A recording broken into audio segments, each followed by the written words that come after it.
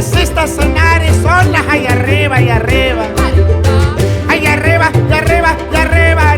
Yo no soy de la migra.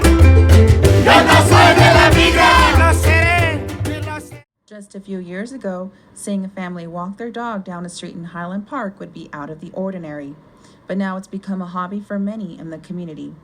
The reason this is all occurring started here at the corner of York Boulevard and Avenue 50. New small businesses began sprouting, like the one here known as Café de Leche. With the installment of new businesses, came people now socializing and hanging out in the neighborhood. And even though new stores are opening up, not all the older businesses were replaced. Here's a long-standing discount store that is located just across the street from Café de Leche. It's nice, I like it. I like the area, I just built there. Está bien, algunos. It's good. The changes in the new stores are good. But the only thing I don't like are the bars, because there are a lot of kids that walk by and see what happens. But overall, I like the stores.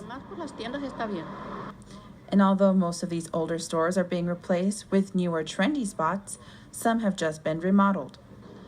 Elsa's Bakeries, one of the oldest bakeries in Highland Park, has vowed to keep the traditions and culture set forth by the former owners, and it's still thriving in this changing community.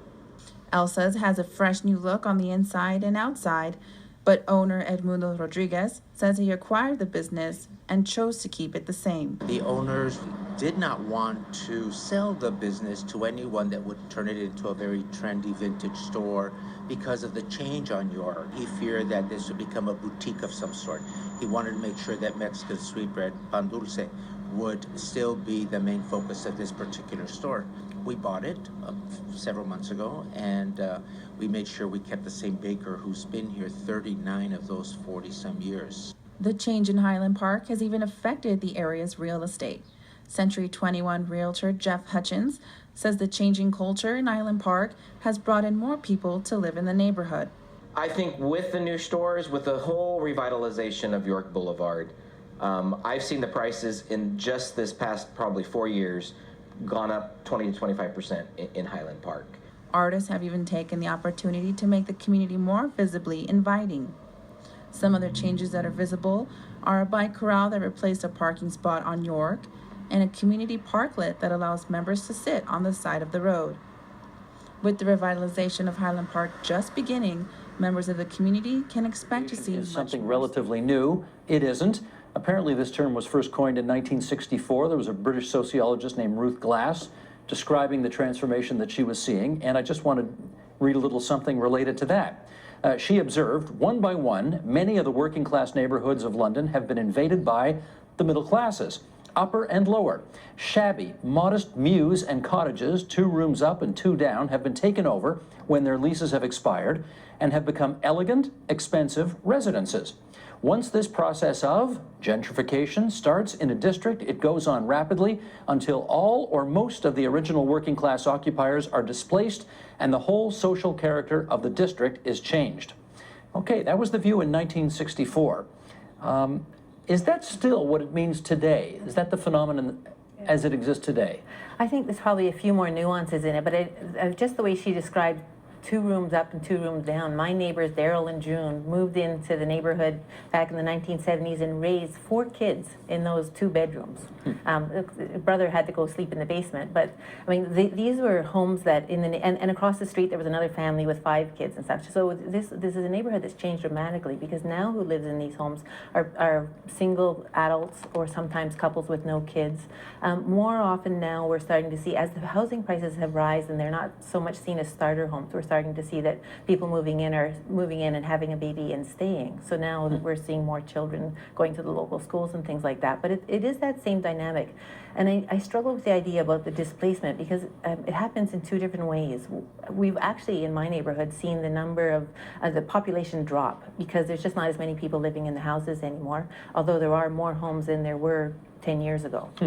But we're also seeing that the people that are coming in are of a different racial and class background. So while the homeowners that may have bought in, like my neighbors Daryl and June, he was a train conductor, while he may be able to sell his house now for $250,000 and feel like a quarter millionaire, It's a matter that they're doing it and moving out much farther outside the city. So I've had many neighbors do that just to say that the neighborhood's changed around them. Their children are not buying into the neighborhood or not living near them anymore, so they are moving. Let me find out from Sharon in New York whether, in your experience, gentrification equals displacing low-income people.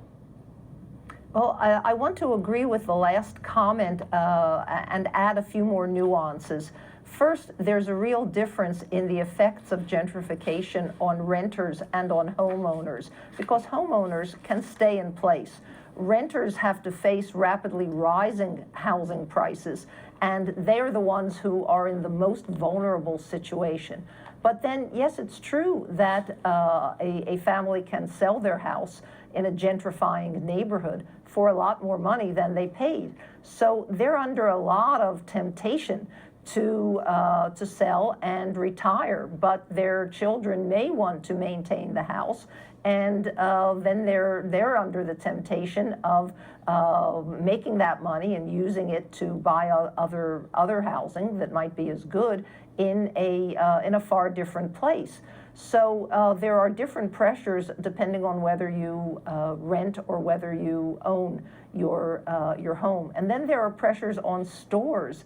How many people have seen the local hardware store close and be replaced by a frozen yogurt shop? And a lot of these things, a lot of these changes in the small stores represent the growing power and expansion of chain stores. A lot of them represent the obsolescence of certain kinds of products, like shoe repair in an age when everybody's wearing athletic shoes. Or the obsolescence of audio many audio products like vinyl records and CDs and DVDs.